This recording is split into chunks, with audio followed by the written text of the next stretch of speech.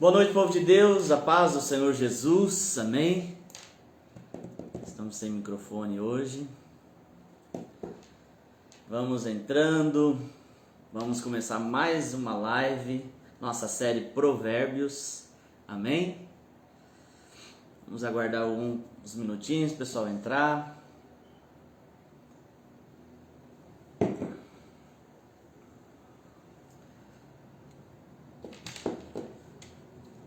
Está conosco a Paula,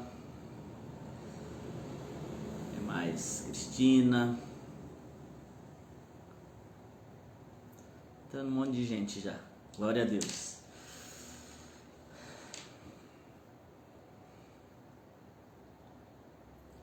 Vamos entrando, vamos marcando os amigos, para que mais pessoas possam ser ministradas, amém, nessa noite. Para aqueles que estão assistindo em outra oportunidade, em outro momento, também creio que Deus estará ministrando ao teu coração, falando com você, amém? Bom, queridos, vamos iniciar, amém? Então, vamos falando aí se estiver ruim o áudio. Hoje eu estou sem microfone, acredito que dá para ouvir, né? Certo? Então vamos lá, vamos orar e vamos meditar na palavra do Senhor. Senhor Deus, muito obrigado, ó Deus, pela oportunidade de estarmos aqui, Senhor, na Tua presença. Podermos compartilhar da Tua palavra, temos esse privilégio, Senhor, de sentar à mesa com o Senhor, ó Deus, e poder, Pai, nos alimentar, Senhor, da Tua palavra, Senhor, da Sua doce palavra, Senhor, que traz para nós alimento, sustento, Senhor, muito obrigado. Senhor, nós pedimos, Senhor, que o Senhor venha ministrar aos nossos corações, que o Senhor venha falar conosco de uma forma especial. Em nome de Jesus, Senhor, o interesse, Senhor, do nosso coração de estarmos aqui, Senhor, nesse dia, é poder, Senhor, aprender mais do Senhor, Pai, é poder, Senhor, estar cada dia mais alinhado, Senhor, no Teu propósito. Ministra a cada coração, fale com cada um dos Teus filhos nesse dia, nesta noite, em nome de Jesus. Amém. Graças a Deus. Amém, queridos? Nós estamos aqui na nossa série Provérbios, como eu disse, hoje capítulo 27, já são 27 quartas-feiras que nós estamos aqui compartilhando da palavra, amém? Glória a Deus. Fora as outras quartas-feiras que nós estávamos com a série de cartas às igrejas, Está quase terminando Provérbios, com a graça de Deus. Todas as quartas-feiras Deus tem ministrado, Deus tem falado algo novo conosco. E eu tenho certeza que hoje não será diferente. Eu tenho certeza que Deus falará, eu tenho certeza que Deus vai ministrar ao teu coração. Amém? Bom, eu vou falar sobre alguns assuntos aqui no capítulo 27. Mais especificamente 4 assuntos. O texto é muito rico, tem muitas coisas que Salomão fala aqui, mas eu gostaria de pegar apenas alguns assuntos, porque nosso tempo aqui também não dá para estender muito, e eu julgo esses assuntos muito importantes. Eu tenho certeza que Deus vai falar com você através disso que nós vamos meditar aqui, amém? Então eu já falei para você aqui, Provérbios é o livro de Salomão. Salomão é o homem mais sábio do mundo antigo, considerado homem, com certeza foi o homem mais sábio do mundo antigo, o homem que orou a Deus, e pediu sabedoria para Deus. E ele coloca a sua sabedoria aqui para nós em forma de provérbios. É claro que não é só uma carta escrita por Salomão, não é só um texto escrito por Salomão, mas também é a palavra de Deus para nós, é aquilo que Deus quer que a gente absorva dele, é aquilo que Deus quer que nós retenhamos dele para vivermos uma vida abençoada. O propósito de nós fazermos essa série de provérbios é trazer de fato o conhecimento de Deus, trazer para nós de fato sabedoria do alto, para que nós possamos compreender esse tempo que nós estamos vivendo pela ótica de Deus, e não pela nossa ótica, não pela nossa visão. A ideia, a nossa vontade, o nosso desejo é que nós sejamos a cada dia mais instruídos na palavra do Senhor, para que nós possamos viver todos esses momentos difíceis que nós estamos vivendo nesses dias. Amém? Bom, primeira coisa que eu vou falar é sobre autopromoção, Você vai marcando, vai anotando aquilo que Deus for ministrando diretamente ao teu coração. Amém? Provérbios, então, capítulo 27, versículo 1, diz assim: não se gabe do dia de amanhã, pois você não sabe o que este ou aquele dia poderá trazer. Que outros façam elogios a você, não a sua própria boca. Outras pessoas, não seus próprios lábios. Bom, esse é um assunto que não é hoje, mas é algo que eu tenho meditado no Senhor. Nós temos ministrado isso aqui na igreja.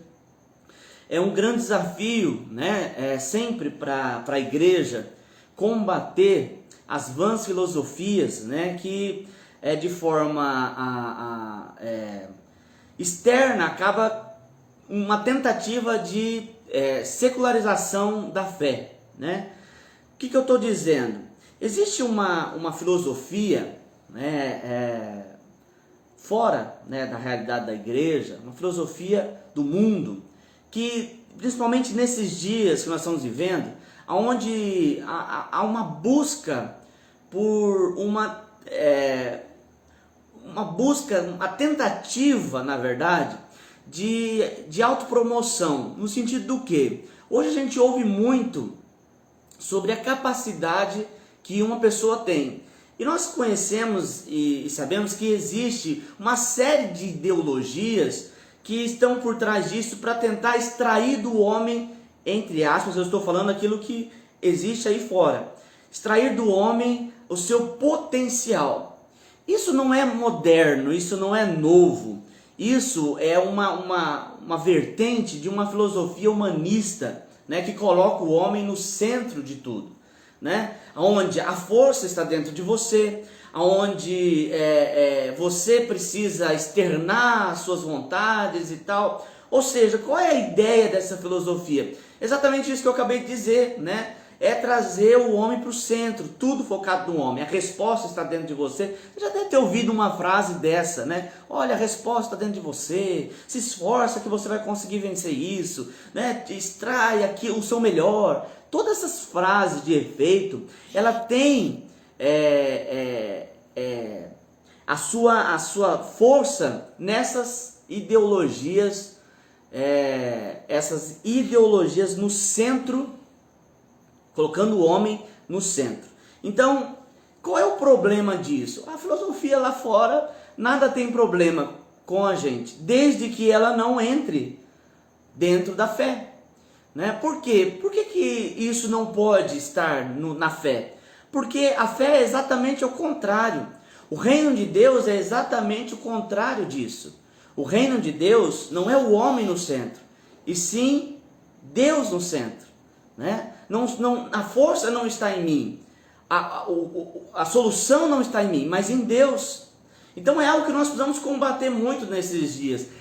Nunca se ouviu tanto falar sobre extrair o seu potencial, extrair algo de dentro de você. Nós temos aí os coaches, né, que extraem o seu melhor, a resposta está dentro de você. Tudo isso nada tem a ver com aquilo que é falado lá fora. Mas isso não pode entrar no nosso meio como cristão, para a nossa fé. Porque eu entendo que a resposta não está dentro de mim, mas está no Senhor. A minha busca para ser diferente, para ser melhor, não está dentro de mim, está em Deus. Eu entendo pela fé e pela palavra de Deus que a resposta para a minha transformação é o Espírito Santo, é com a ação do Espírito Santo. Eu entendo que eu não posso me transformar, eu entendo que eu não posso, por mais esforço que eu tenha, eu não consigo mudar sem a ajuda de Deus. E por que nós cremos e entendemos isso pela palavra? Porque em nenhum momento Deus criou o homem para o homem viver com os seus próprios ideais, com as suas próprias vontades. Não. Quando Deus criou o homem para que ele viva dependente dele. Nunca foi plano de Deus para o homem viver só longe de Deus. Se você olhar lá no início, lá em Gênesis, você vai ver que Deus criou o homem. E Deus todos os dias vinha, visitava Adão e conversava com Adão. Todos os dias Deus criou o homem para que o homem fosse totalmente dependente dele, em todos os aspectos, emocional, espiritual, sentimental. Então, a resposta para a nossa vida é Deus, estar ligado em Deus. E quando eu vejo isso me entristece muito, porque a cada dia as pessoas querem se autopromover. E eu vou dizer para você, por mais duro que seja, a autopromoção é uma idolatria. Quando você se promove, quando você quer ter a evidência, isso é idolatria. Se você olhar na Bíblia, Deus nunca apoiou esse tipo de atitude, né? E o texto deixa claro aqui, né? As pessoas que se gabam, que se autoelogiam, Deus nunca quis isso. Por quê? Porque a resposta não está em mim, o retorno não está em mim, está fora de mim. Deus criou o homem na dependência dele, né? Então o assunto que eu quero trazer aqui para nós pensarmos, refletirmos pela palavra de Deus é autopromoção. E o quanto isso está no mundo, né? O quanto que isso está nas pessoas. Elas querem divulgar o seu nome, as suas ações, né? a sua vida, o que elas estão fazendo. Nós estamos vivendo essa era onde as pessoas querem se autopromover. Mas o que eu gostaria que nós entendêssemos aqui nessa noite é que isso não é de Deus. E nós precisamos combater isso no nosso meio, né? Havia, só para a gente, eu estava falando com o Gabriel aqui, agora há pouco, havia uma disputa entre os apóstolos, quando Cristo estava aqui, com eles, de quem seria o maior, né? Quem seria o melhor. E eles ficavam com essa disputa, quem será o maior, quem será o melhor, né? Quem vai ser o escolhido de Jesus. Havia até um deles que a mãe falava, olha, eu quero que o meu filho, um sente à sua direita, o outro à sua esquerda, eu quero que seja o meu filho. Havia essa disputa.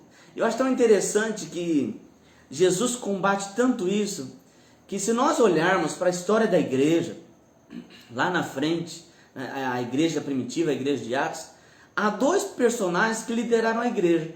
Um lidera a igreja em Jerusalém e outro fora, né, de Jerusalém, ali a igreja formada pelos gentios. E olha que interessante, quem lidera a igreja de Jerusalém é Tiago, irmão de Jesus, que se converte posteriormente à crucificação. E quem lidera a igreja fora, né, que seria uma das maiores lideranças da igreja, era o apóstolo Paulo, que se converte após a crucificação de Cristo. Ou seja, nenhum daqueles que queriam autopromoção estavam ali. Porque Deus sempre quis combater isso, né? E por que Salomão deixa isso? Porque isso atrasa a nossa vida. Atrasa a nossa vida, né? Nós precisamos, nesses dias, ter humildade, né? Na dependência do Senhor.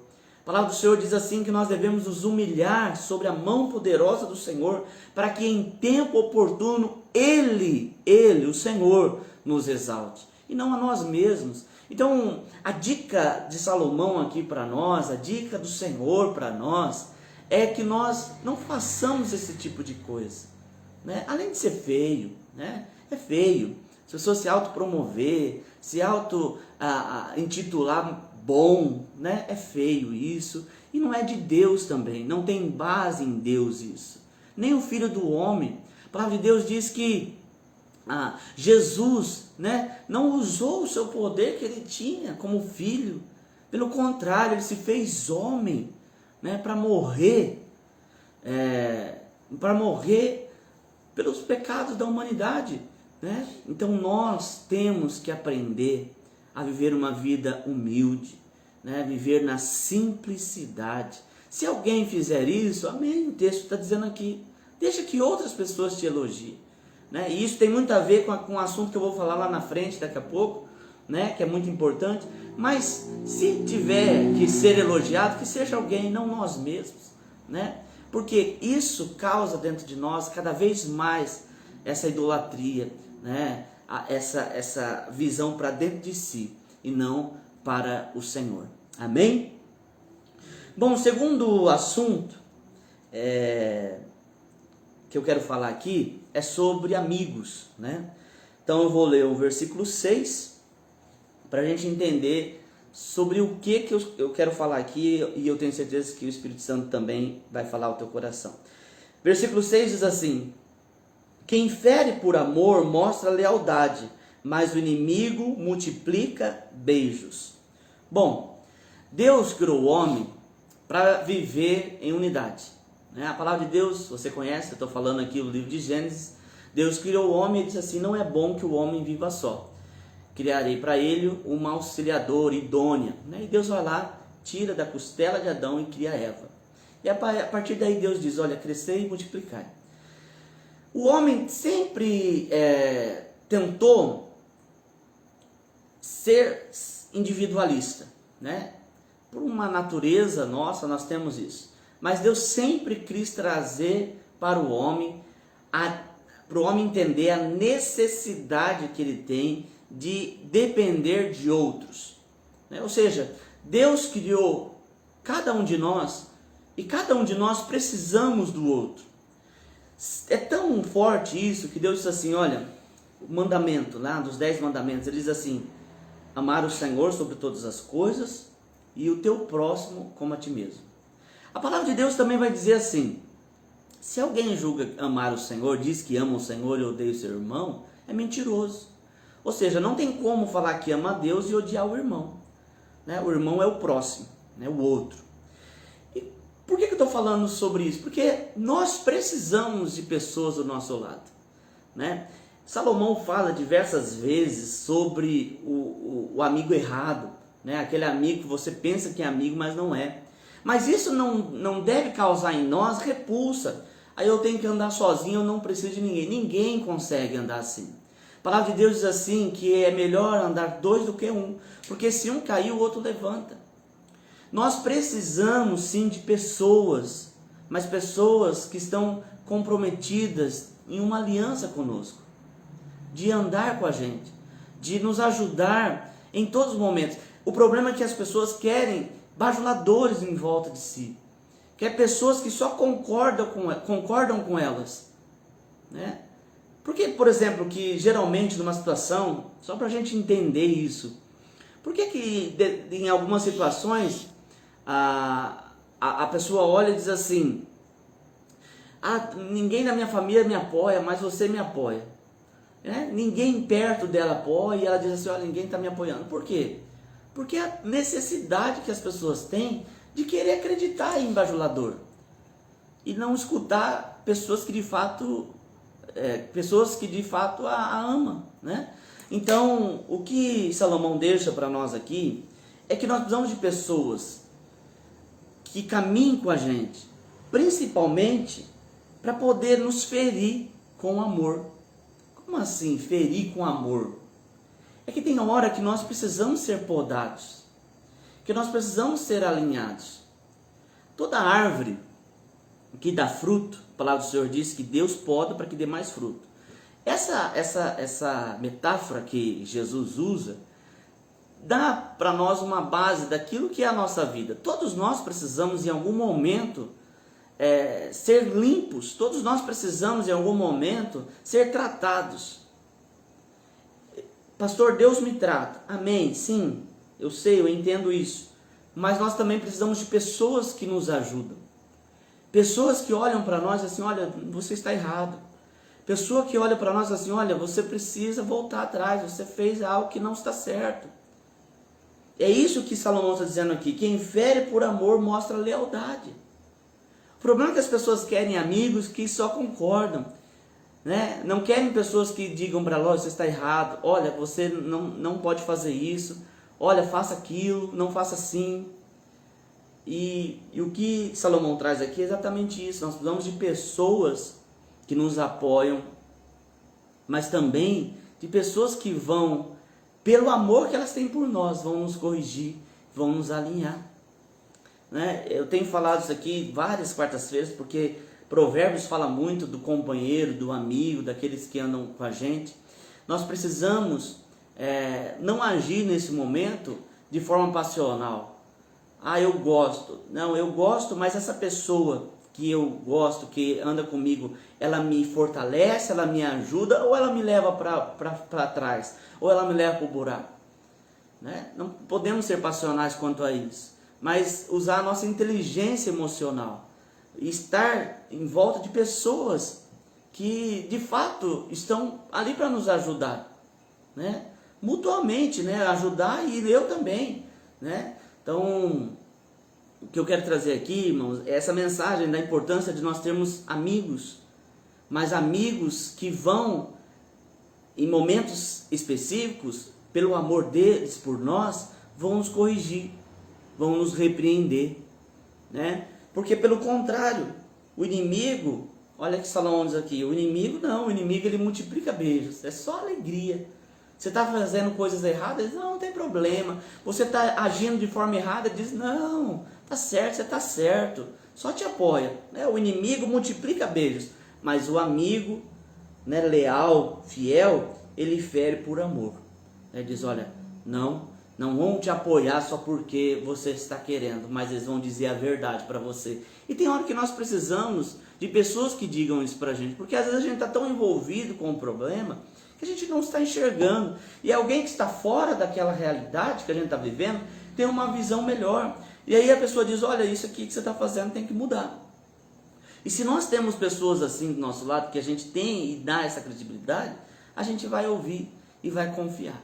Amém? Então, andar com amigos, isso é importante. Agora você precisa entender quem são aqueles que você está andando. Se estão proferindo a mesma fé que você, se estão caminhando com você, te fortalecendo, ou estão te sugando, né? Ou estão te levando para baixo, ou estão te levando para um caminho que não é um caminho de bênção, né? Como que eu faço, pastor? Eu estou tendo algumas amizades que estão me levando para outros caminhos ruins. O que eu faço? Sai fora, né? Diga, não quero andar mais com você. Isso a Bíblia nos orienta assim.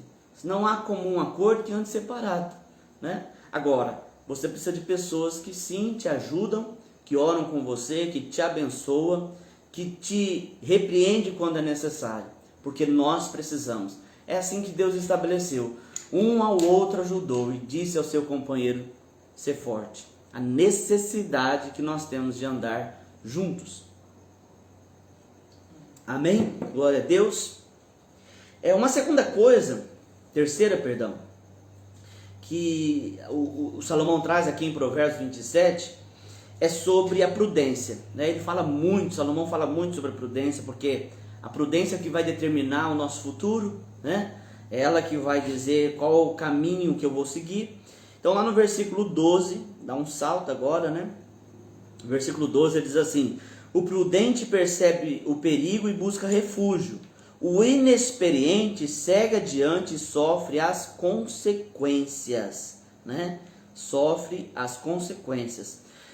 A prudência, o que ela é? Ela é a virtude que faz a gente prever uma situação. A prudência é a virtude de prever uma situação, de antever uma situação, né? Eu estou vendo sem passar por ela, né? Eu estou percebendo o que vai acontecer, né? A prudência, ela está ligada um pouco com a experiência, né? Mas não necessariamente eu preciso estar experimentado em alguma coisa para ser prudente, mas eu posso aprender com os outros, né? E aprender a ser prudente. A prudência é aquilo que eu disse, ela vai determinar o dia de amanhã, né? Porque a nossa vida ela é feita de escolha. E você querendo ou não, ela é feita de escolhas. Algumas pessoas se negam a ter que escolher, mas é inevitável, a escolha ela vem, nós escolhemos o tempo todo, nós escolhemos com quem, eu disse agora, nós escolhemos com quem nós andamos, e essa escolha vai pesar como eu vou viver. Nós escolhemos com quem nos casamos, nós escolhemos com o que nós trabalhamos, nós escolhemos o tempo todo, a nossa vida é feita de escolhas. O problema é que o inexperiente, ele não quer aprender, né? Ele não quer escutar, ele então quer agir. Só que tudo que nós fazemos, existe uma consequência. Então o que Salomão pede aqui é para nós pensarmos um pouco, Cada dia que passa nós somos obrigados a ter uma resposta muito rápida, porque cada dia o mundo está mais rápido, né? As coisas acontecem muito rápido, né? Eu estava falando com os irmãos ontem, estava fazendo uma visita e eu estava falando como que essa pandemia teve uma ação de resposta muito rápida, né? Aconteceu na China e de repente esse vírus Estava todo mundo sabendo que estava aqui, tomou uma proporção. E aí nós estávamos comentando que existiram outras pandemias na história da humanidade, né? Que existiu até alguns vírus que as pessoas em continentes diferentes não souberam, porque não havia troca de informação, né? Não havia, até mesmo a questão, por exemplo, de navegação, 6 meses para chegar em um determinado lugar, 1 ano para chegar em determinado lugar. Então a resposta, ela era muito demorada. E agora não, nós temos a informação em tempo real, quase em tempo real, ao vivo, de tudo que acontece em qualquer parte do mundo. Pastor, o que isso tem a ver? É que essa aceleração tecnológica, virtual, também traz uma aceleração para as nossas respostas. Nós temos que decidir tudo muito rápido, né? Antigamente a gente falava, estou com vontade de comer tal coisa, e a gente ia se programar para fazer, não era assim? Principalmente que eu morava no sítio, vamos fazer tal época, vamos fazer isso, né? Hoje não, hoje você consegue qualquer coisa fora de época. Então as respostas às nossas escolhas têm que ser rápidas. Só que é aí que entra o engano, porque nessa loucura de responder as coisas de forma rápida, as escolhas, fazer escolhas rápidas, né? Alguém disse assim, pastor, parece que o tempo encurtou. Mas não é que ele encurtou, é que nós aumentamos os nossos afazeres. Então o dia nem parece que tem 24 horas, parece que tem menos. 1 ano passa assim, muito rápido. Agora, nós erramos quando nós entramos nessa loucura e respondermos as nossas escolhas no mesmo nível. Não.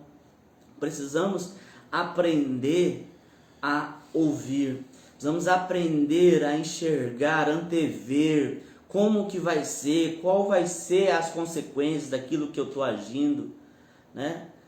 Porque quantas pessoas a gente conhece que uma hora está casando, outra hora está separando?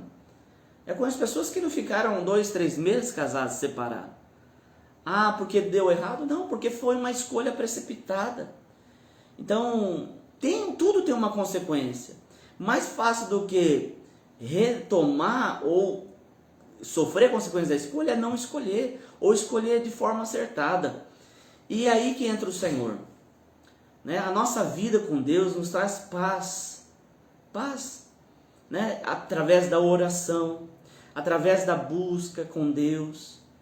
Agora não é eu que preciso ter uma resposta sozinho, não é eu que vou escolher sozinho, mas a ajuda do Espírito Santo da minha vida. A oração nos ajuda até nisso, na introspecção, né? A oração, é claro que Deus, ele não precisa ouvir o que eu tenho, mas por que Ele quer? Porque o momento que você ora e você fala com Ele, você também está refletindo sobre aquilo que você está falando com Ele. Você também para ouvir a sua própria oração. Isso te dá tempo para você pensar, para você raciocinar e poder tomar as suas decisões em Deus e não correndo, né, atropelado pelo tempo. Mas aprender de forma prudente a escolher. Uma coisa é certa, a gente precisa sempre lembrar, tudo vai ter uma consequência. A consequência é determinada pela minha escolha. Aquilo que eu quero amanhã, eu decido agora. Não é amanhã. Então, se a gente trabalha assim, queridos, a gente começa a ter mais cautela na forma como nós vamos dirigir a nossa vida, conforme nós vamos direcionar a nossa vida. Amém? Pastor, eu fiz uma escolha errada no passado, e agora?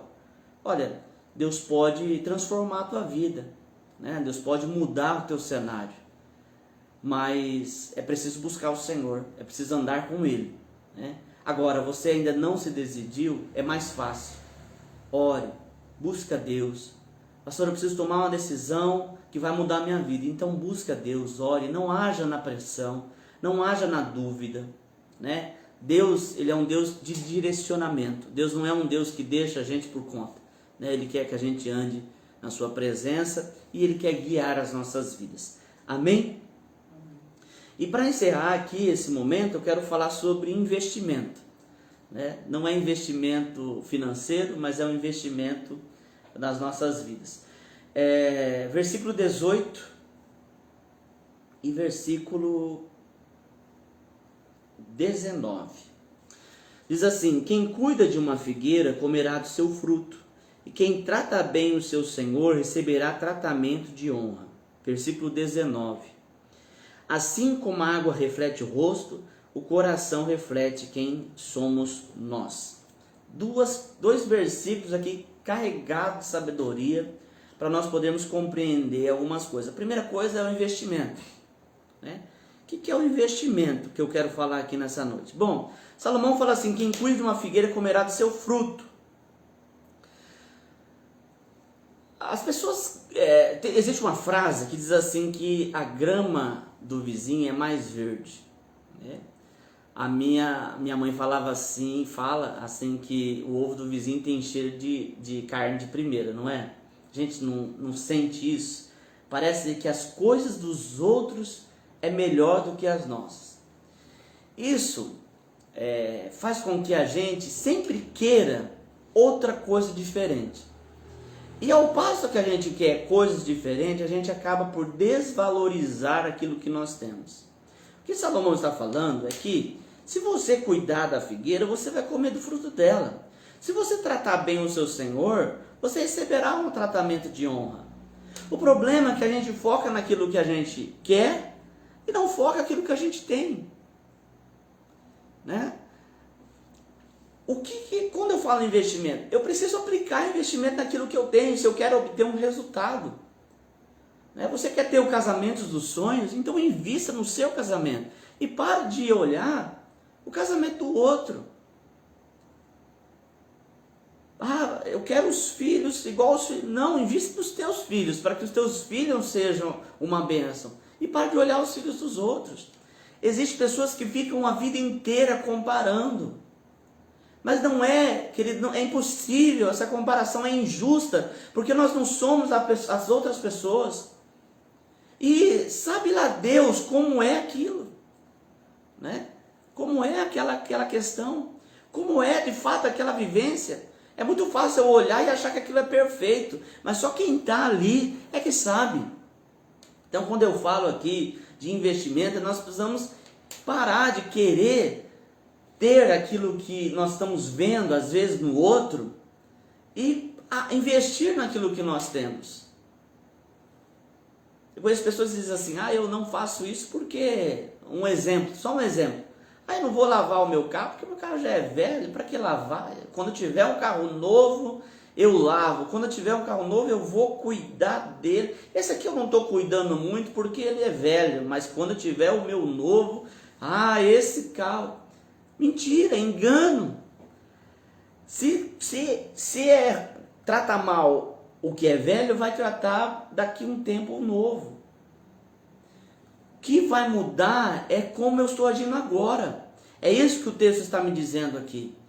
Eu queria tanto fruto. Você tem uma figueira? Então cuide dela, regue ela, cuide, sustenta, alimenta, né? Invista naquilo que você tem, para que você possa colher os frutos daquilo que você tem. Às vezes a gente não... Isso até é um sentimento de ingratidão. Às vezes a gente não percebe aquilo que Deus tem colocado nas nossas mãos. Existe uma situação na Bíblia, um milagre, que uma mulher, ela ficou viúva do seu marido. O marido dela era aluno da escola de profetas de Eliseu, e pela dívida, os 2 filhos que ela tinha seriam levados escravo. Era a lei da época, não podia pagar, a pessoa ficava escrava durante um período até pagar a dívida. E essa mulher vai até o profeta e ela diz: olha, o meu marido, que era teu discípulo, ele morreu, e meus filhos vão ser levados como escravo, e agora? Ele olha para ela e diz assim: o que você tem na sua casa? Ela olha para ele e diz assim: eu não tenho nada, a não ser um pouquinho de azeite. Aí ele diz: então você entra na tua casa, pega vasilhas, muitas vasilhas, pega com os vizinhos e você vai encher as vasilhas. Conforme forem enchendo as vasilhas, você vai repondo. E ela fez isso. E a palavra de Deus diz que ela, um pouquinho de azeite, ela transformou, multiplicou em muito azeite, vendeu pagou a dívida e viveu do resto. O que esse texto fala muito ao meu coração, tenho certeza que fala com você também nesse dia, é a importância que nós temos que ter, que Deus pode fazer um milagre com aquilo que eu tenho. Se eu tivesse aquilo que aquela pessoa tem, eu seria... Não seria. Você precisa tirar proveito daquilo que você tem. Deus pode fazer um milagre naquilo que você tem, a partir daquilo que você tem. A bênção, ela vai acontecer a partir daquilo que você tem. Então, valorize aquilo que Deus tem colocado nas tuas mãos. Valorize aquilo que Deus tem colocado diante de você. Você que tem um emprego, valorize esse emprego. Deus pode te prosperar através dele. Você tem um patrão, valorize o teu patrão. Honre o teu patrão como patrão. Com as pessoas que trabalham, mas trabalham amaldiçoando o emprego. Trabalham amaldiçoando a empresa que trabalha. Quando recebe o salário, critica o salário e querem prosperar. Querida, a palavra de Deus nos diz, ser fiel no pouco, sobre o muito Deus nos coloca. Seja grato a Deus. Seja grato a Deus. Seja grato pelo alimento que você está se alimentando hoje.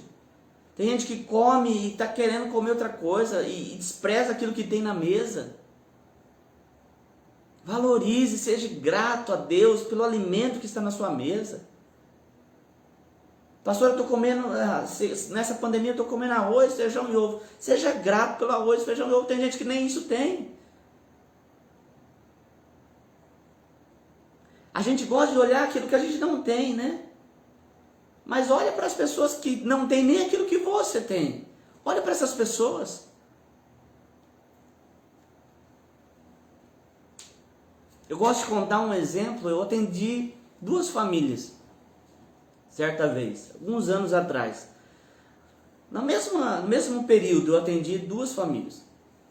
Uma família eu fui atender e era uma senhora muito simples, muito simples, uma casa bem simples, de chão batido, não tinha contrapiso, não tinha piso, nada, era só contrapiso.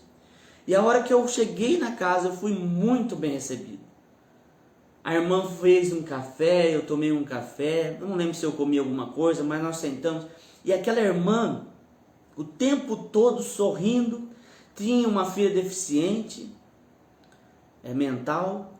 Essa filha teve, por N situações, teve 2, 3 filhos, e ela tinha que criar, e ela já, senhora, idosa, criava esses filhos da filha deficiente. A casa, sim, situação difícil, mas a alegria daquela mulher era contagiante. Contagiante. Eu fiz uma oração por ela, ela não pediu nada, não queria nada, ela estava agradecida a Deus por aquilo que Deus estava fazendo. Claro que depois eu tive a oportunidade de ver ela construir sua casa, e Deus abençoou, e foi uma benção. Mas vamos voltar na época que ela estava lá no chãozinho batido. No mesmo período eu fui visitar uma senhora, uma empresa grande, casa muito chique, muito bonita, tapete, daquele tapete felpudo, bonito, sofá branco, coisa mais linda. E a mulher destruída, cheia de problema na família, briga, contenda, né? A vida era completamente cheia de dificuldade, de problema. Aquela mulher estava dentro de um estágio de depressão muito grande, por conta daqueles problemas que ela estava vivendo. Aí eu te digo, são as coisas, é o ter que vai mudar, ou é o ser? Ser diferente, ser feliz, né? Ter paz em Deus. É isso que nós precisamos entender, e é isso que Salomão deixa para nós aqui, refletirmos. Às vezes as pessoas acham que se elas tiverem condição financeira melhor, a vida delas vai transformar, mas isso nada tem a ver com condição financeira. Isso tem a ver com Deus fazer agora com você, e você deixar Deus fazer agora. Não espere você ficar bem de situação financeira para você se regozijar no Senhor, se alegrar no Senhor. Senão você nunca vai fazer isso.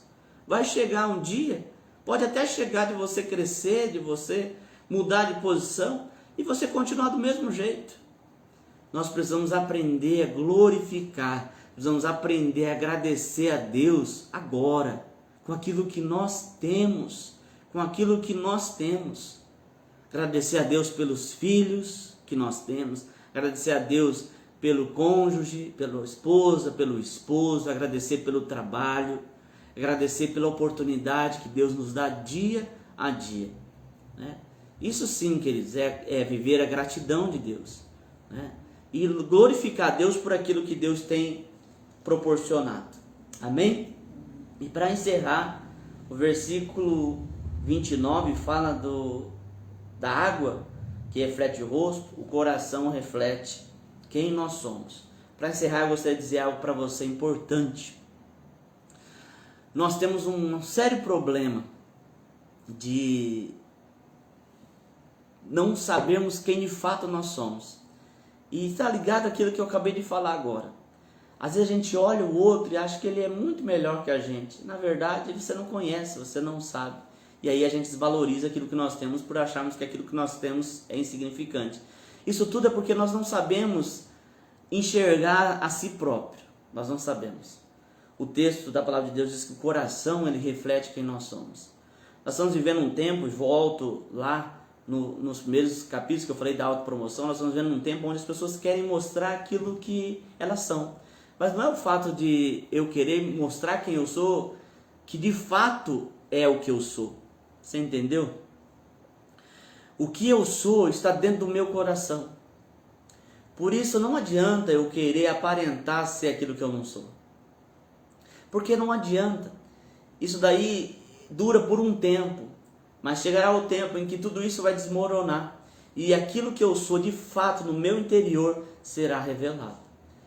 Então eu quero encerrar esse momento dizendo para você que só Jesus pode mudar o nosso coração. Só Jesus pode mudar. A mudança que Ele pode operar e quer operar na nossa vida é de dentro para fora. Não é uma mudança exterior. Não é o fato de você estar sorrindo, que de fato você está com o coração alegre, né? Mas Jesus quer mudar a gente lá dentro. Nós temos uma facilidade muito grande de vestir máscaras, né? De autopiedade, de felicidade, de paz, apenas para que as pessoas vejam que nós estamos bem. Mas isso não dura, isso é passageiro. Agora, aquilo que Jesus pode fazer na nossa vida é real, é para sempre, né? É verdadeiro. Então eu convido você que quer ter sua vida transformada a entregar o seu coração a Jesus. Deixar Ele tocar em você, deixar Ele tocar no teu coração, no teu íntimo, né? Aquele lugar que só você conhece. Deixa Ele tocar. E a mudança que Jesus opera em nós é uma mudança real. É uma mudança que transforma o nosso exterior. Amém? Eu quero orar te abençoando agora. Tenho certeza que Deus ministrou ao teu coração, falou com você. Amém? Senhor, muito obrigado, Deus, pela oportunidade que nós temos de meditar na tua palavra. Eu oro agora, Senhor, sobre a vida de todos que estão entregando o seu coração a Jesus. Ó Deus, que estão agora pedindo, Senhor, uma transformação de vida. Senhor, essa pessoa que está confessando os seus pecados ao Senhor, que não quer, Senhor, viver uma vida de mentira, de hipocrisia, mas quer viver uma vida real no Senhor. Eu coloco essa pessoa diante de Ti, Jesus, e peço, toca agora. Toca em cada coração. Ministra agora a unção, o poder do Senhor agora. Em nome de Jesus. Eu sei que o Senhor pode tocar, eu sei que o Senhor pode ministrar a unção, eu sei que o Senhor pode tocar, Senhor, com o teu toque de amor. E eu te peço, toca agora, Jesus. Ministra a unção, o poder do Senhor. Que haja, Senhor, uma transformação radical, uma transformação total. Em nome de Jesus. Amém. Amém, que Deus te abençoe, poderosamente. Quarta-feira que vem nós estamos aqui, né? Capítulo 28, já estamos caminhando para a reta final, amém? E para você que está aqui na cidade, você é o nosso convidado a participar dos 2 cultos que nós temos de celebração, que é na sexta-feira e no domingo às 19 horas, tanto na sexta como no domingo às 19 horas. Que o Senhor te abençoe poderosamente, em nome de Jesus.